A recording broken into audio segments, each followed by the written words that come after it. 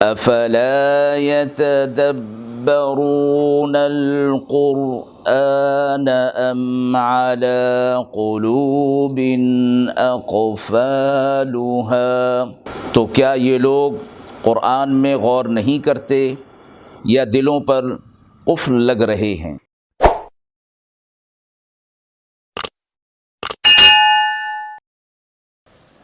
بسم اللہ الرحمن الرحیم۔ السلام علیکم ورحمۃ اللہ۔ ناظرین کرام، قرآن مجید کے پاروں کے خلاصے کے اس پروگرام میں آج آپ کے سامنے پارہ نمبر 15 کا خلاصہ پیش ہے۔ یہ پارہ سورہ بنی اسرائیل سے شروع ہو رہا ہے۔ رکوع نمبر 1، آیت نمبر 1۔ سبحان الذی اسریٰ بعبدہ لیلا من المسجد الحرام۔ آیت میں واقعہ معراج کا بیان ہے، جو آپ صلی اللہ علیہ وسلم کا معجزہ اور خصوصی اعجاز ہے۔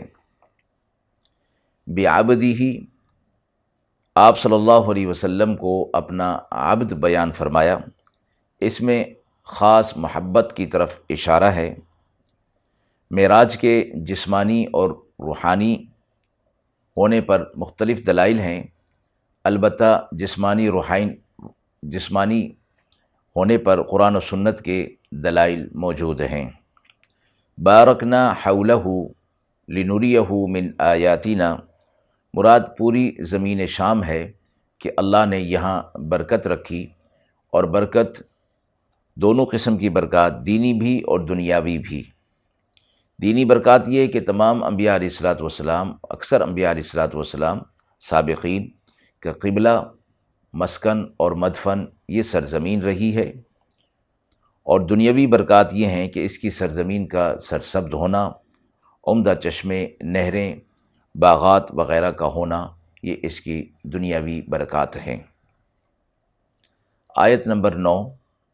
ان ھذا القرآن یہدی للتی ہی اقوم۔ قرآن کے طریقہ ہدایت کو اقوم فرمایا گیا۔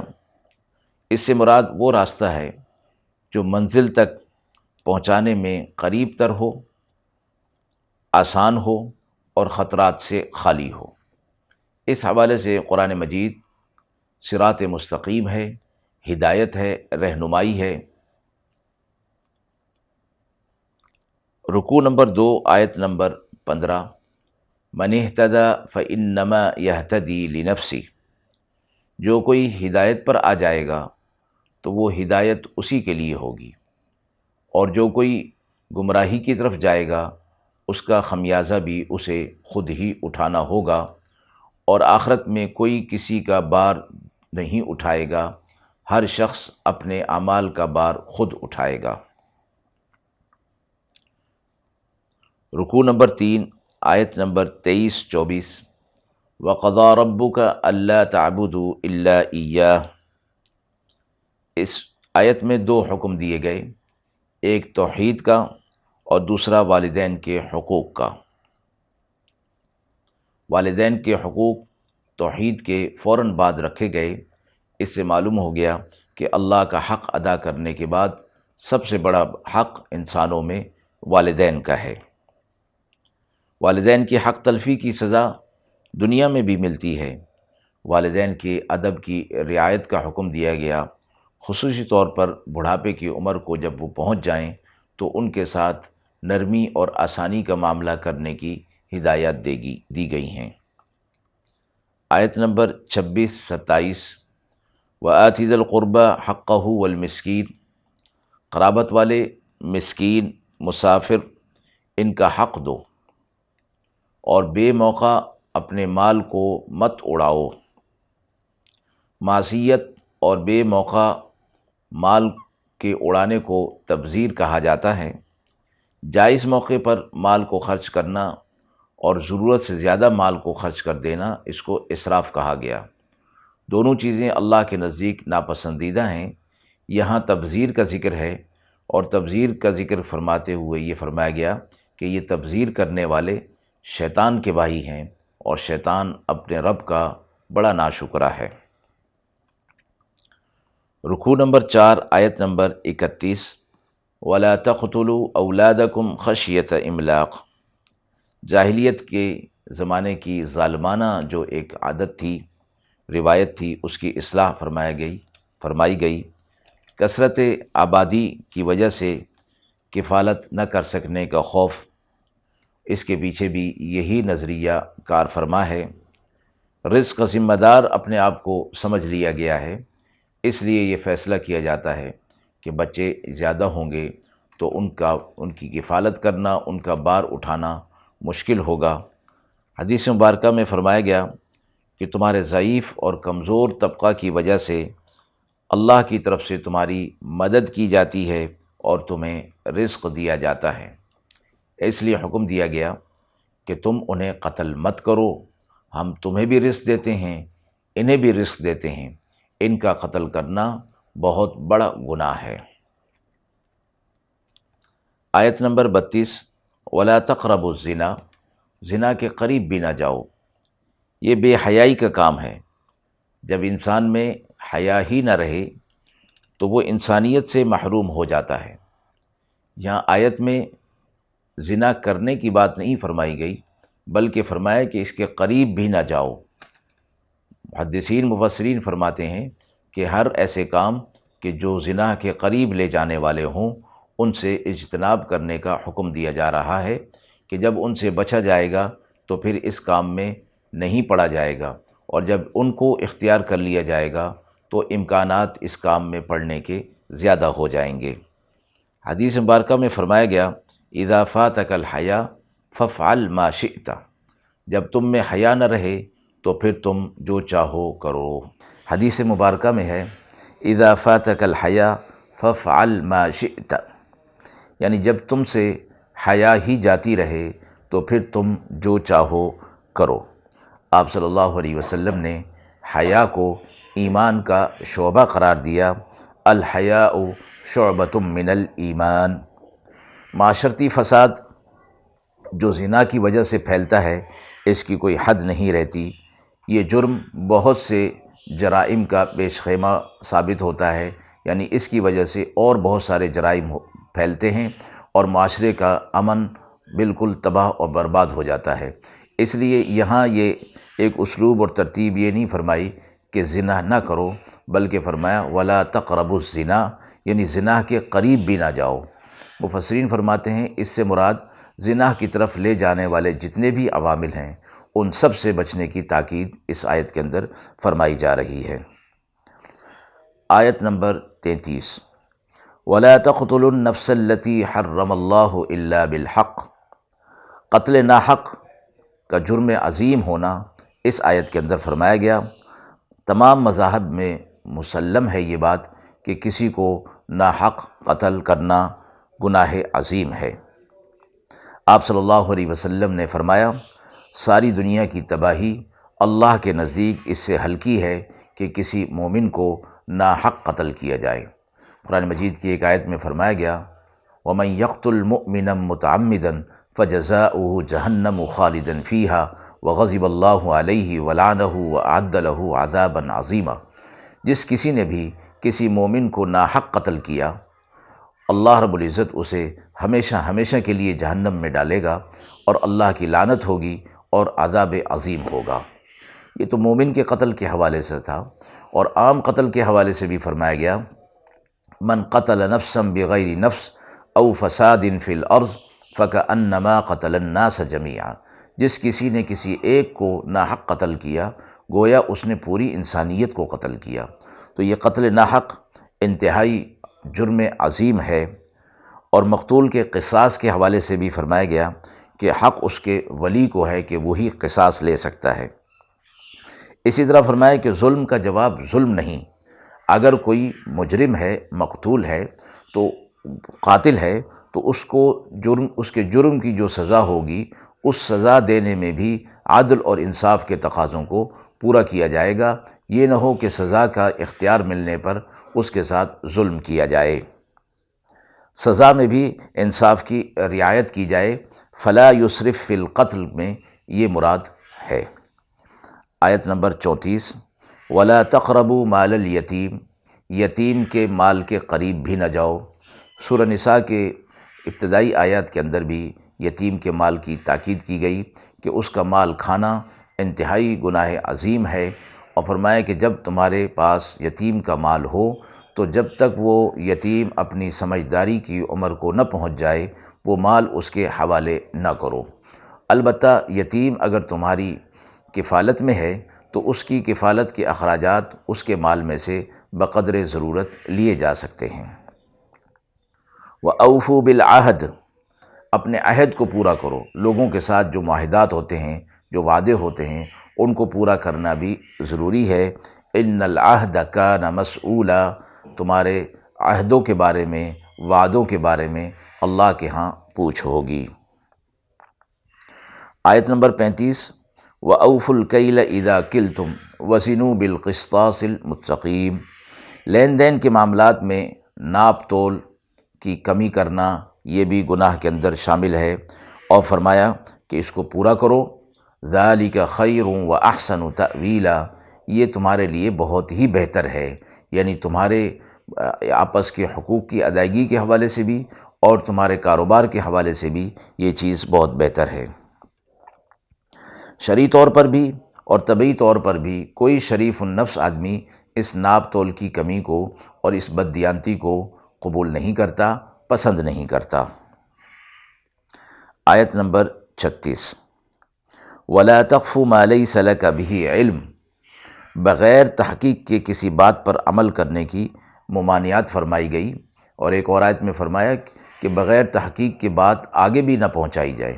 یا ایھا الذین آمنوا ان جاءکم فاسق بنبأ فتبینوا، اگر تمہارے پاس کوئی فاسق آدمی کوئی خبر لے کر آئے، کوئی بات لے کر آئے تو تمہیں چاہیے کہ اس کی تحقیق کر لیا کرو۔ اذا فعلتم فاصبحوا نادمین، اگر تم نے اس طرح کر لیا یعنی بغیر تحقیق کے اس بات کو آگے پہنچایا تو کہیں ایسا نہ ہو کہ تمہیں ندامت اٹھانی پڑے، یعنی وہ بات بغیر تحقیقی ہو اور اس کے اندر سچائی نہ ہو اور تم اس بات کو آگے پہنچا دو۔ ان السمع والبصر والفؤاد كل ذلك كان عنه مسؤولا، کان، آنکھ اور دل کے متعلق قیامت کے دن سوال ہوگا کہ ان کا استعمال تمہارا کیسا تھا۔ کان کا استعمال، آنکھ کا استعمال، دل کا استعمال تم نے دنیا کے اندر کن کاموں کے لیے کیا، اللہ رب العزت مؤاخذہ فرمائیں گے۔ آیت نمبر 37، وَلَا تَمْشِ فِي الْأَرْضِ مَرَحًا، زمین پر تم اکڑ کر اترا کر نہ چلو، جس سے تکبر اور غرور ظاہر ہوتا ہو۔ تکبر انسان کے دل کا کبیرہ گناہ ہے، اور فرمایا کہ اپنی چال، اپنا انداز، اپنی بات کسی بھی حوالے سے تکبر اور غرور کا اظہار ہو، آپ صلی اللہ علیہ وسلم نے فرمایا وہ شخص جنت میں داخل نہ ہوگا جس کے دل میں ذرے کے برابر بھی تکبر ہوگا۔ آیت نمبر 38، کل ذالک کان سیئہ عند ربک مکروہا، یہ پچھلی آیت کے اندر جتنے کام بیان ہوئے یہ سب کے سب تمہارے رب کے نزدیک انتہائی مکروہ اور ناپسندیدہ ہیں، لہٰذا ان سے اجتناب کرنا ضروری ہے۔ یہ 15 آیات تھیں، پوری توریت کا خلاصہ ان آیات کے اندر رکھ دیا گیا۔ حضرت عبداللہ بن عباس رضی اللہ تعالی عنہ فرماتے ہیں کہ پوری تورات کے احکام سورہ بنی اسرائیل کی ان 15 آیات کے اندر میں جمع کر دیے گئے ہیں۔ رکوع نمبر 5، آیت نمبر 52، یوم یدعوکم فتستجیبون بحمدی، قیامت کے دن جب اللہ سب کو اپنی طرف بلائے گا میدان حشر میں تو سب اللہ کی تعریف اور حمد و ثنا بیان کرتے ہوئے آئیں گے۔ فرمایا دنیا کے اندر تو اہل ایمان تو اللہ کی تعریف اور حمد و ثنا بیان کرتے ہیں، لیکن کفار اور مشرکین تو نہیں کرتے، تو وہاں کیسے کریں گے؟ فرمایا کہ وہ اللہ کے عزت اور جلال کا موقع ہوگا، لہٰذا مشرکین اور منافقین اور کفار جب دیکھ لیں گے تو پھر ان کی زبان پر اللہ کی حمد و ثنا جاری ہوگی، لیکن یہ حمد و ثنا انہیں فائدہ دینے والی نہیں ہوگی، اس لیے کہ وہ وقت اس چیز کا نہیں کہ اس پر اجر مرتب ہو، بلکہ دنیا کے اندر اللہ کی تعریف اور تسبیح پر اجر مرتب ہوگا جو کہ اہل ایمان کے لیے خاص کر دیا گیا۔ رکوع نمبر 6 آیت نمبر 53، وَقُلْ لِعِبَادِي يَقُولُوا الَّتِي هِيَ أَحْسَنُ۔ اہل ایمان کو ہدایت کی گئی کہ وہ سخت کلامی نہ کریں کہ اس کے ذریعے سے شیطان ان کے درمیان فساد اور جھگڑا پیدا کرے گا۔ اب یہ ہدایت دی جا رہی ہے کہ آپس کے معاملات کے اندر اگر کوئی صورت ایسی آ جائے تو سخت زبانی سے گریز کیا جائے، اجتناب کیا جائے، ورنہ شیطان اس سخت زبانی کے ذریعے سے فساد اور جھگڑا پیدا کر دے گا۔ زبان کو قابو میں رکھنے کی ہدایت کی گئی۔ آپ صلی اللہ علیہ وسلم کی حدیث مبارکہ ہے، زبان سے متعلق فرمایا جرمہ صغیر و جرمہ کبیر۔ اس کا وجود تو بہت چھوٹا سا ہے لیکن اس کا جرم بہت بڑا ہے، یعنی جب اس کو غلط استعمال کیا جاتا ہے تو پھر یہ اس کا جرم بہت بڑھ جاتا ہے۔ رکوع 7 آیت نمبر 70، وَلَقَدْ كَرَّمْنَا بَنِي آدم۔ اللہ نے فرمایا کہ ہم نے بنی آدم کو مختلف حیثیات میں اکرام دیا، مکرم اور معزز بنایا ہے، اور انسان کو دوسری مخلوقات پر اللہ رب العزت نے بہت سے حوالوں سے فضیلت دی ہے۔ اس کا رہن سہن، اس کا لباس، اس کی بات چیت، اور اس کا اشرف المخلوقات ہونا، اور زمین پر اللہ کا خلیفہ اور نائب ہونا، یہ ساری حیثیات اس کے اندر شامل ہیں۔ رکوع نمبر 8 آیت نمبر 71، یوم ندعو کل اناس بامامہم۔ قیامت کے دن ہر شخص کو اس کے مقتدیٰ اور پیشوا کا نام لے کر پکارا جائے گا، یعنی دنیا کے اندر جس کے پیچھے چلتے رہے اور جس کو اپنا بڑا سمجھتے رہے، ان کے نام کے ساتھ ان کو پکارا جائے گا۔ پھر انہیں نامہ اعمال دیا جائے گا۔ حدیث مبارکہ میں ہے کہ تمام نامہ اعمال عرش کے نیچے ہوں گے، اور پھر جب اللہ کا حکم ہوگا تو ایک ہوا چلے گی اور وہ نامہ اعمال اڑ کر ہر شخص کے ہاتھ میں پہنچ جائیں گے، یعنی اس کا اپنا نامہ اعمال اس کے ہاتھ میں جیسا بھی ہوگا وہ پہنچ جائے گا۔ اور جیسے قرآن مجید کی دیگر آیات سے یہ وضاحت ہوتی ہے کہ نیک لوگوں کو نامہ اعمال ان کے دائیں ہاتھ میں دیا جائے گا، اور برے جو لوگ ہوں گے ان کو نامہ اعمال بائیں ہاتھ میں دیا جائے گا۔ اس حوالے سے آپ صلی اللہ علیہ وسلم کی ایک دعا ہے کہ آپ صلی اللہ علیہ وسلم نے فرمایا کہ دعا فرمایا کرتے تھے، اللہم حاسبنی حسابا یسیرا، اے اللہ تو مجھ سے میرا آسان حساب لینا۔ آپ صلی اللہ علیہ وسلم نے یہ دعا امت کی تعلیم کے لیے فرمائی، اور یہ دعا کرنی چاہیے، اللہم حاسبنی حسابا یسیرا، اے اللہ ہم سب کا حساب اور میرا حساب آسان لینا۔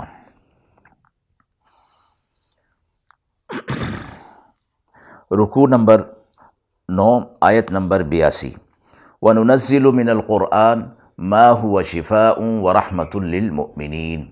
قرآن مجید سے متعلق فرمایا گیا کہ ہم نے اس کو نازل کیا تو اس میں قلوب کے لیے شفا رکھ دی گئی، اور رحمت اور ہدایت مومنین کے لیے رکھ دی گئی ہے۔ مفسرین فرماتے ہیں کہ امراض ظاہرہ اور امراض باطنہ کی شفا اس قرآن مجید کے اندر رکھی گئی ہے، اور یہ بھی آپ صلی اللہ علیہ وسلم سے ثابت ہے، صحابہ اکرام سے بھی ثابت ہے کہ سورہ فاتحہ اور چاروں قل پڑھ کر دم کرنا امراض جسمانی کے لیے اس میں اللہ رب العزت نے شفا رکھی ہے۔ حضرات صحابہ اکرام اور خود آپ صلی اللہ علیہ وسلم سے بھی یہ عمل ثابت ہے۔ رکوع نمبر 10 آیت نمبر 89، وَلَقَدْ صَرَّفْنَا لِلنَّاسِ فِي هَذَا الْقُرْآنِ۔ قرآن مجید کھلا ہوا معجزہ ہے، لیکن لوگ اس نعمت کی قدر نہیں کرتے ہیں، اور اسی وجہ سے اس کی تعلیمات کو اپنی زندگی میں نہیں لاتے، جس وجہ سے وہ گمراہ ہو جاتے ہیں۔ قرآن کتاب ہدایت ہے اور اللہ کی طرف سے پیغام ہدایت، پیغام حق ہے، لیکن جب اس کی قدر نہیں ہوگی تو پھر گمراہی کی طرف چلے جائیں گے۔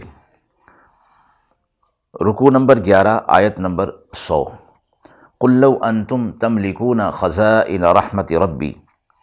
تم لوگ اگر اللہ کی رحمت کے خزانوں کے مالک بھی بن جاؤ، تب بھی تم اسے خرچ کرنے میں اور اسے دینے میں تنگ دل ہو جاؤ گے اور بخل سے کام لوگے۔ انسان اپنی طبیعت میں تنگ دل واقع ہوا ہے۔ فرمایا گیا کہ جب اللہ کی نعمتوں کو اللہ کی طرف سے سمجھا جائے گا، خصوصی طور پر مال کو اللہ کی ایک نعمت اور اللہ کی دین سمجھا جائے گا، تو پھر اسے خرچ کرنے میں آسانی ہوگی۔ جب ہم یہ سمجھتے ہیں کہ مال ہم نے کمایا، اپنے ہاتھوں سے کما کر اپنے پاس ہم نے جمع کر لیا، تو پھر اس پر ہم اپنا حق سمجھتے ہیں اور اپنی محنت اسے سمجھتے ہیں۔ پھر جب اللہ کی راہ میں خرچ کرنے کی بات آتی ہے تو ہمارا دل تنگ ہونے لگتا ہے۔ مفسرین علماء فرماتے ہیں کہ مال بھی اللہ ہی کی طرف سے دیا ہوا ہے، اور اللہ نے دیا اور اللہ اپنی راہ میں خرچ کرنے کی ترغیب دے رہے ہیں، اس پر اللہ کی طرف سے اجر جو ہے وہ ہمیں ملنے والا ہے۔ تو انسان کو چاہیے کہ اس کو خوش دلی کے ساتھ خرچ کرے۔ رکوع نمبر 12 آیت نمبر 110۔ قُلِ ادْعُوا اللَّهَ أَوِ ادْعُوا الرَّحْمَٰنَ، اللہ کو اللہ کے نام سے پکارو یا رحمان کے پکار سے پکارو۔ أَيَّمَّا تَدْعُوا فَلَهُ الْأَسْمَاءُ الْحُسْنَى، جس نام سے بھی پکارو اس کے بہت سے اسماء حسنہ ہیں، بہترین نام ہیں۔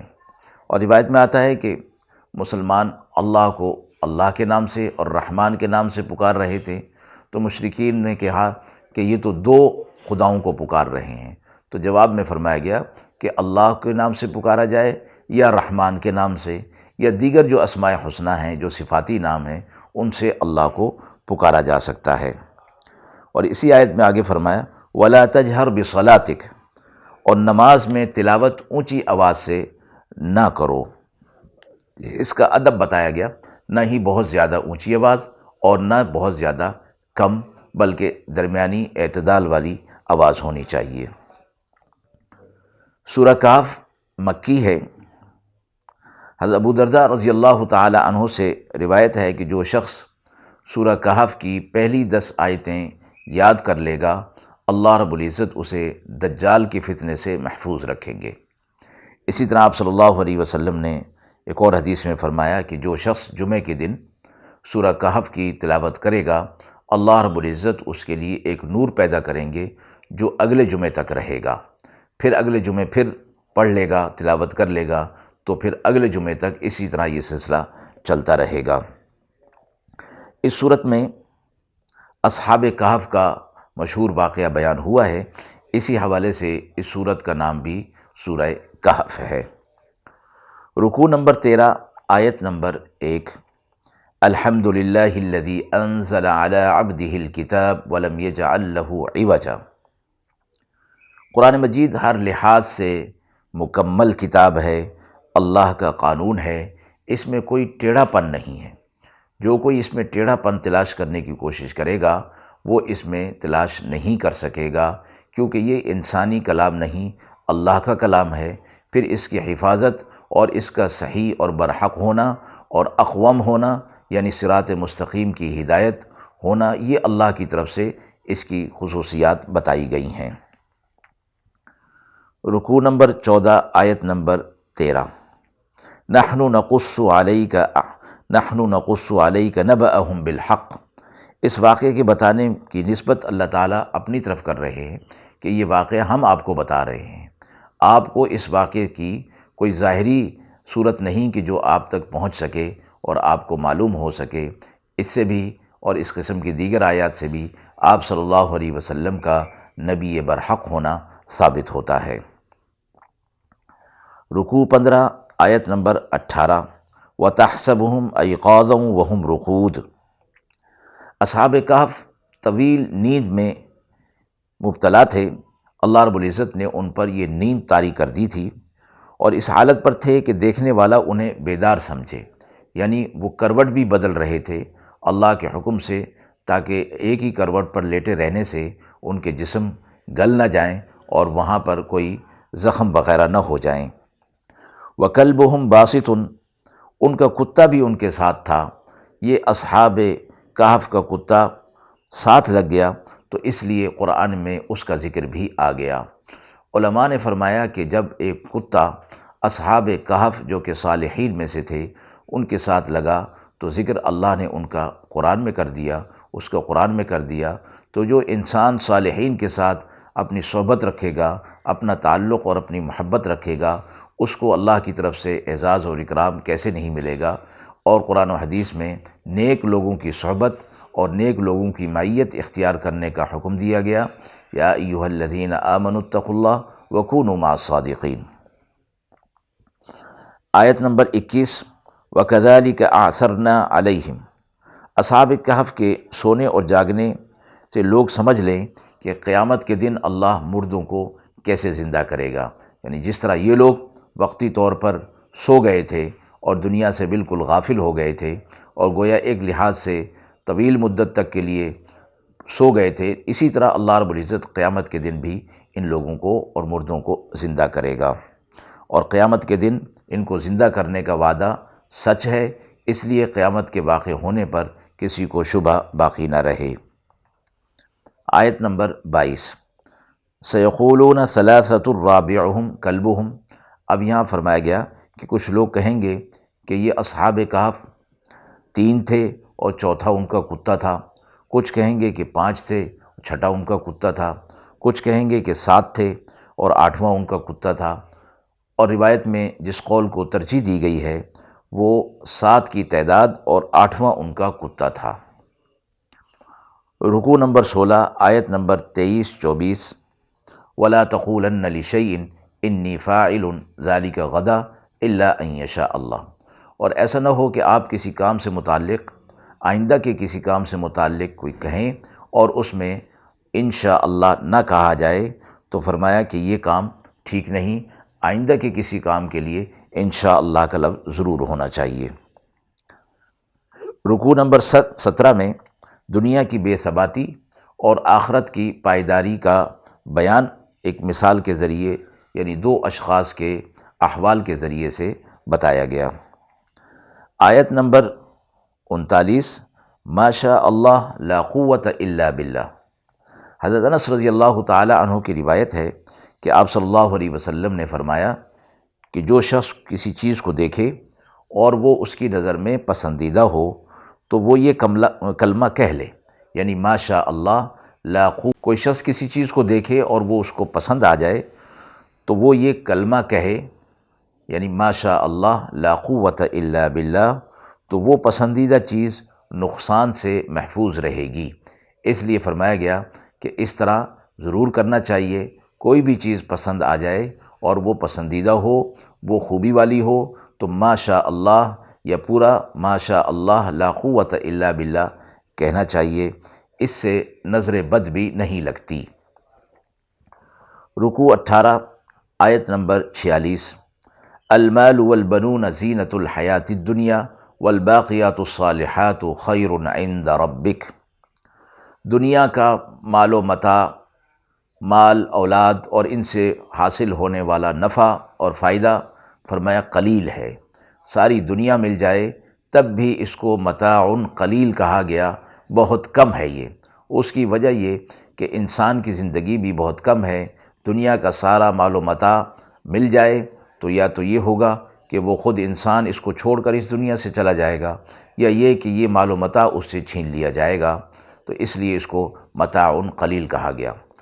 تو مال اور بیٹے اور ان سے ہونے والا فائدہ اور نفع یہ وقتی ہے اور ختم ہونے والا ہے، اور اعمال صالحہ کا اجر اور ثواب آخرت میں اللہ کے پاس ہمیشہ ہمیشہ رہنے والا ہے۔